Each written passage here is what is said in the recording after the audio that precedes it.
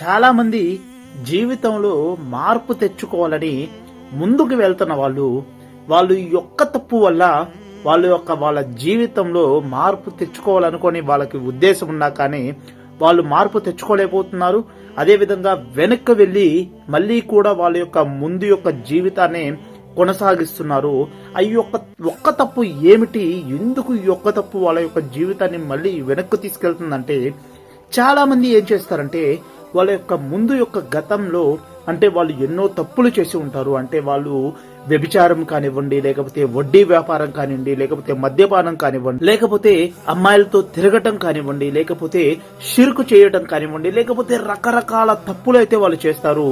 కానీ వాళ్ళు ఎప్పుడైతే వాళ్ళకి హిదాయత్ అయితే వచ్చి వాళ్ళు దీనిలో నడవాలి, లేకపోతే ఒక మంచి మార్గంలో అరే ఇక మీద నుంచి నేను ఆ తప్పు చేయకూడదు, ఇక మీద నుంచి నేను ఆ పాపానికి వెళ్ళకూడదు, ఇక మీద నుంచి నేను ఆ మందు తాగకూడదు, ఇక మీద నుంచి నేను వ్యభిచారానికి వెళ్ళకూడదు అని సంకల్పం చేసుకుని ఎప్పుడైతే ఒక వ్యక్తి తన యొక్క జీవితాన్ని మంచిగా చేసుకోవాలి అని కొనసాగిస్తుంటాడో అప్పుడేమవుతుందంటే ఆటోమేటిక్ గా శైతాన్ యొక్క మార్గంలో ఉన్న వాళ్ళు ఎవరైతే ఇంకా వాళ్ళకి హిదాయత్ రాలేదు వాళ్ళు ఏమంటారంటే నీ యొక్క తప్పుల్ని ఎత్తి పొడవటం మొదలు పెడతారు.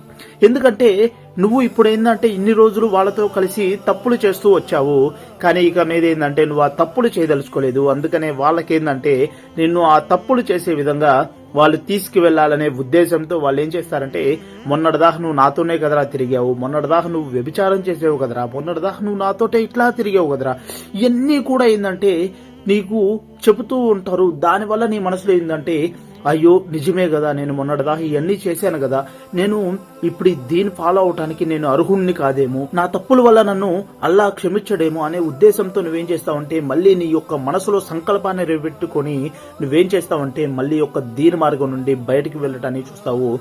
ఇక్కడ నేను చెప్పాల్సింది ఏంటనుకుంటే అల్లా 70 తల్లుల కన్నా ఎక్కువ ప్రేమ గలవాడు. కాబట్టి మన తప్పుల్ని ఎవరైతే మనస్ఫూర్తిగా వాళ్ళ యొక్క తప్పులకి పరిహారం అడుగుతారో వాళ్ళ యొక్క తప్పులు ఎప్పుడో క్షమించబడతాయి. కాబట్టి మీరు పక్కన వాళ్ళ గురించి ఎప్పుడు కూడా భయపడకండి. వాళ్ళు అనుకునేవి అనుకోనివ్వండి, చెప్పేయండి అరే బాయ్ నేను మారిపోయాను, నా యొక్క మీరేమన్నా అనుకోండి, నేను నా యొక్క దీని మార్గంలో నేను వెళ్ళాలనుకున్నాను కాబట్టి నేను మంచి మార్గంలోనే వెళ్తానని ఎప్పుడైతే మీరు అలా అని మీరు ముందుకు కొనసాగి దీని మార్గంలో వెళ్తారో అప్పుడు మీరు శైతాన్ మార్గం నుంచి బయటపడతారు. లేకపోతే మీరు శైతాన్ మార్గంలోనే ఉండి మీరు ముందు యొక్క తప్పులే చేసుకుంటూ పోతారు. దానివల్ల మీకే నష్టం. కాబట్టి మీరు ప్రతి ఒక్కరు కూడా ఈ ఒక్క తప్పు అయితే ఎవరు కూడా చేయొద్దు. ఎవరైతే ఇప్పుడే దీని గురించి తెలుసుకున్నారో ప్రతి ఒక్క మనిషి తప్పు చేస్తాడు, తప్పు చేయని మనిషి అంటూ ఉండడు. కాబట్టి మనల్ని మనం సరిదిద్దుకునేవాడే అసలైన విశ్వాసి అవుతాడు. కాబట్టి మన యొక్క తప్పుల్ని మనమే సరిదిద్దుకోవాలి, మన యొక్క తప్పుల్ని సరిదిద్దుకొని మనమే ముందుకు వెళ్ళాలి. కాబట్టి మీరందరూ కూడా